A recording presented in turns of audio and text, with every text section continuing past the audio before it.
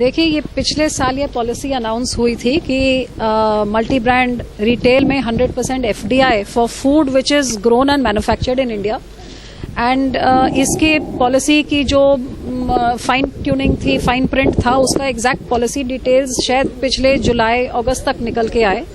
और जुलाई अगस्त के बाद लगातार मैंने डिफरेंट कंट्रीज में जाके इसके बारे में बताया, क्योंकि पूरे डिटेल सबको नहीं मालूम था। और इन पिछले 6 महीनों में ही सिर्फ इसके बारे में जब लोगों को पता लगा है, इतना इंटरेस्ट जनरेट हुआ है कि आज अमेज़न जैसी बड़ी कंपनीज ने तकरीबन 500 मिलियन सिर्फ फूड सेक्टर में, जिसमें वो ई कॉमर्स भी करेंगे और ब्रिक एंड मॉर्टर भी करेंगे, ग्रोफर्स, बिग बास्केट, मेट्रो, ये सारे बड़े लोग ऑलरेडी कमिटमेंट कर रहे हैं कि हम इंडिया में फूड सेक्टर में आएंगे।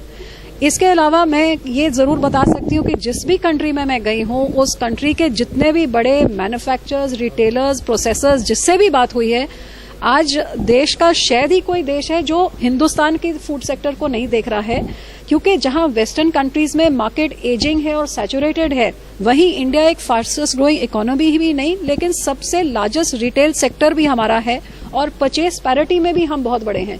सो growing middle class, urbanisation, growing income देखते हुए आज सारी दुनिया हिंदुस्तान की तरफ देख रही है। जो कदम हिंदुस्तान की सरकार ने, माननीय प्रधानमंत्री जी ने पिछले 3 सालों में उठाए हैं, जहां ईज ऑफ डूइंग बिजनेस है, ट्रस्ट डेफिसिट जो था पिछले सरकार के समय में, उसको कैसे हटा के इतने सारे स्टेप्स लिए गए हैं। जो पुराने 1800 से ज्यादा पुराने कानून जो ऑब्सोलीट थे, उनको हटा दिया गया। पेपर वर्क हर एक मंत्रालय में घटाया गया है, रेड टेपिज्म घटाई गई है, और इन सब का नतीजा ये हुआ है कि आज हमारा देश दुनिया के एक से जो इकोनॉमी है, वो दुनिया की जो इकोनॉमी है उससे दुगना से भी ज्यादा तेजी से हमारा देश आज फास्टेस्ट ग्रोइंग इकोनॉमी भी है। और इसमें फॉरेन डायरेक्ट इन्वेस्टमेंट जो 2016 में आया है, वो शायद देश के इतिहास में सबसे ज्यादा है। मेरा सवाल है कि जो मैं पहले भी पूछ रहा था कि कैप्टन अमरिंदर सिंह ने कर्जा माफी की बात की, मैनिफेस्टो में था, अब केंद्र से मांग कर रहे हैं कि मोदी जी उसको वेव करें। देखिए, पंजाब सरकार उसको वेव करें। देखिए, कई पॉलिटिकल पार्टीज ऐसी होती हैं, खासतौर के मैं कांग्रेस की बात करूंगी, जो पॉलिटिक्स के लिए और इलेक्शन जीतने के लिए किसी हद तक जा सकती है, मतलब किसी भी हद तक गिर सकती है। लेकिन आपने पंजाब की बात सुनी, कही है, तो ये वही कांग्रेस पार्टी है और वही कैप्टन अमरिंदर सिंह ने, जिसने ऐसे बड़े बड़े झूठे वादे 2002 में भी किए थे किसानों को कि आपके बिजली के बिल माफ होंगे, जो वेलफेयर स्कीम्स अकाली सरकार ने चलाई वो चलती रहेंगी, और आने के ठीक बाद वो सारी चीजों से पीछे मुकर गए थे। अब इन्होंने इस इलेक्शन को जीतने के लिए लोगों से इतने बड़े बड़े, जो मैं समझती हूँ बिल्कुल झूठे वादे उनकी तरफ से हैं, क्योंकि उनका इतिहास ऐसा है कि वो अपनी बातों पे पूरे नहीं उतरते। लेकिन हाँ, कर्जा माफी करने का वादा कैप्टन अमरिंदर सिंह ने कहा था, और यहाँ तक ही नहीं, पंजाब के हर किसान से कागज भी भरवाए थे कि किस किसान का घर घर जाके कितनी आपकी कुड़की है और वो कुड़की माफ करी जाएगी। और ये उनके चोन मैनिफेस्टो में है, जिस मैनिफेस्टो को देश के सबसे काबिल अर्थशास्त्र जिसको माना जाता है, कांग्रेस पार्टी के डॉक्टर मनमोहन सिंह ने पंजाब के फाइनेंसेस की हालत देखने के बाद वो मैनिफेस्टो को जारी किया था, जो क्लियर इंडिकेशन है कि ये जो वादा वो कर रहे हैं वो कर सकते थे। लेकिन हैरानी की बात यह है कि इलेक्शन के दौरान में भी जब वो मेंबर ऑफ पार्लियामेंट थे, उस टाइम भी पंजाब में बोल रहे थे कि मैं कर्जा माफ करूंगा मुख्यमंत्री बनके, और फिर इधर आके मोदी जी से मांग कर रहे थे। और आज मुख्यमंत्री बनने के बाद जब पहली कैबिनेट में लोग इंतजार कर रहे थे कि पहली डिसीजन कैप्टन साहब की सरकार सुनाएगी कि कर्जा माफ कितने, क्योंकि सारे पेपर वर्क तो सब किया हुआ है, हर एक को पता है कि पंजाब में कितने किसान का क्या कर्जा है, पूरी डिटेल्स अवेलेबल हैं। तो पहली कैबिनेट में ये अनाउंस करने के बजाय वो छोड़ के प्रधानमंत्री जी के द्वार पे फिर पहुंच गए।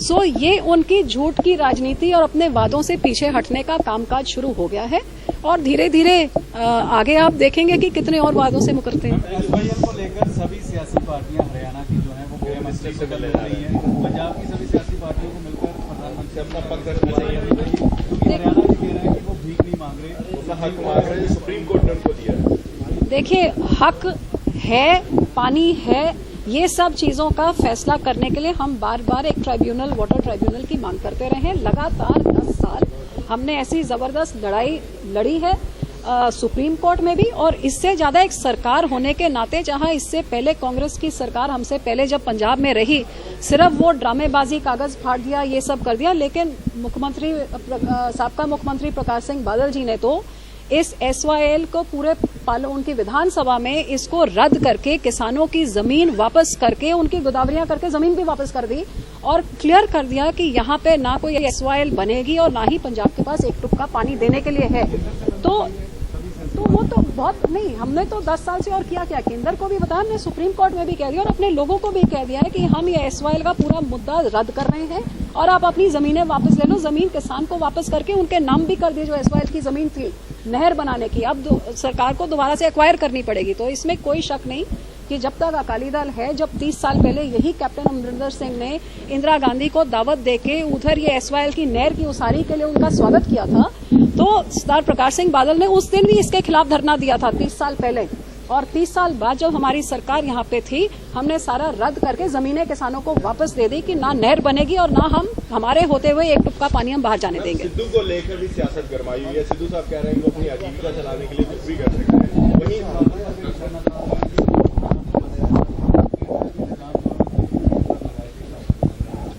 देखिए, सिद्धू साहब के बारे में क्या बोला जाए, मुझे लगता है उनके पैसे उनको ज्यादा प्यारे हैं।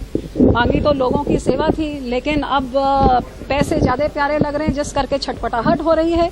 तो जब आप लोक सेवा में आते हैं तो आपको सब कुछ भूलना पड़ता है, सब कुछ छोड़ना पड़ता है। जैसे आपने वादे किए हैं, जाके वो वादों को पूरा करना चाहिए। मेरे ख्याल से तो उनको खुद सोचना चाहिए। हैरानी की बात है, ऑफिस ऑफ प्रॉफिट तो कोई मंत्री रखता नहीं है। आप लोगों की सेवा करेंगे कि आप अपनी खुद की सेवा करेंगे?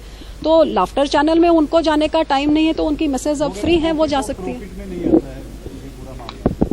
अब ये तो वो जाने और उनकी सरकार जाने। अब मुझसे क्या, वो जहां मर्जी जाए, चाहे लाफ्टर चैनल में जहां मर्जी जाए। मैं तो ये कहती हूँ कि इस सरकार ने जो लोगों से वादे किए हैं कि हर घर में 25 लाख नौकरियां पंजाब में देंगे, हर किसान की कुड़की माफ करेंगे, मोबाइल फोन देंगे, तो क्यों आपकी पहले कैबिनेट में ये क्यों नहीं ऐलान किया गया? जब हमारी सरकार केंद्र में बनी थी और हमने कहा था कि काले धन के खिलाफ लड़ाई लड़ेंगे, तो पहली कैबिनेट का पहला फैसला था कि वो SIT क्रिएट किया जाए, जो पिछले कई सालों से मांग सुप्रीम कोर्ट कह रही थी और हमने वो काम कर दिखाया।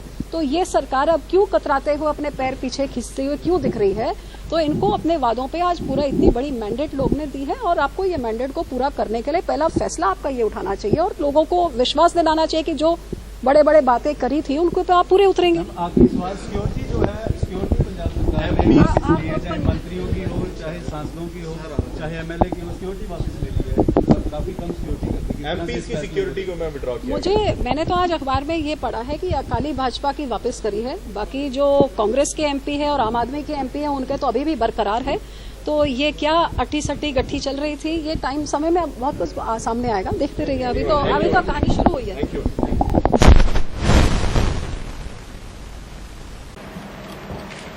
We gather here today at the backdrop of a nation which in the last 3 years has made significant progress in its development.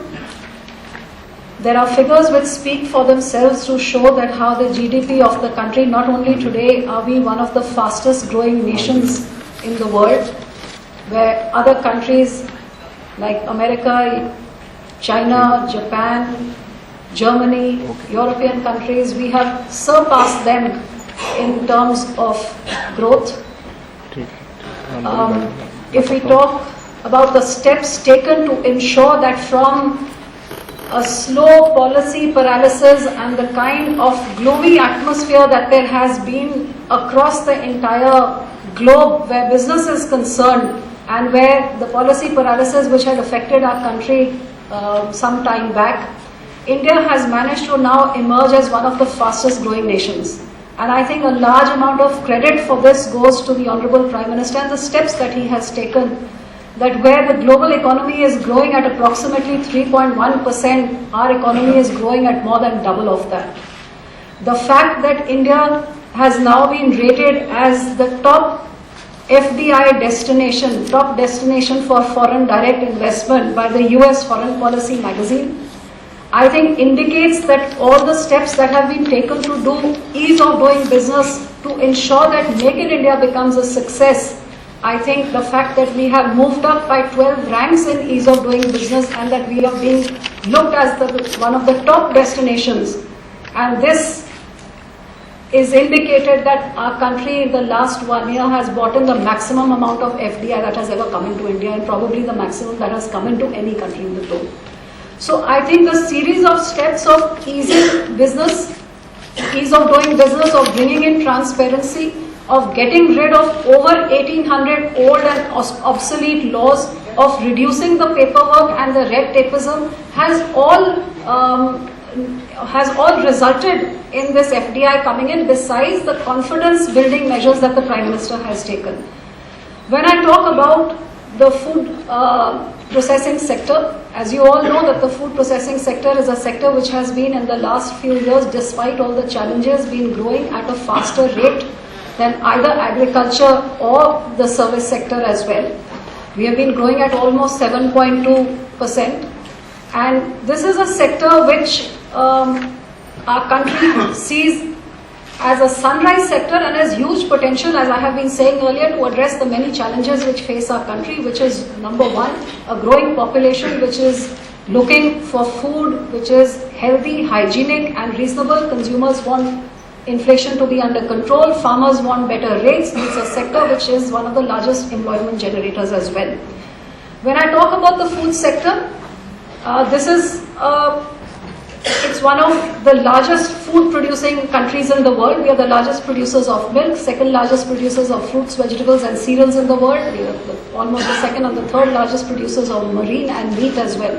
So on one side, we are producing a lot of food, but on the other side, there are a lot of wastages. Our food and grocery market is the sixth largest in the world, whereas we are, like I said, the largest producer. The food and grocery market is also the sixth largest in the world. Our retail sector is almost $600 billion is our retail sector, and 70% of this is food retail sector. So you can imagine the amount of value the food sector contributes towards our retail sector. Food processing मंत्रालय के press conference में मंत्रालय को अधिक से अधिक गति मिले, ऐसी मेरी मंत्री आदरणीय हरसिमरत कौर जी, आदरणीय श्रीवास्तव जी, मीना जी, पत्रकार बंधु और मित्रों, क्योंकि अभी यूपी जीत करके आए, स्वास्थ्य गड़बड़ है, लगातार लगी रही हूं, तो उसके कारण मैंने मंत्री जी से कहा था कि मैं बोल नहीं पाऊंगी। आप सबसे मिलने का भी मन था। मंत्री जी ने विस्तार से पूरी चर्चा की है।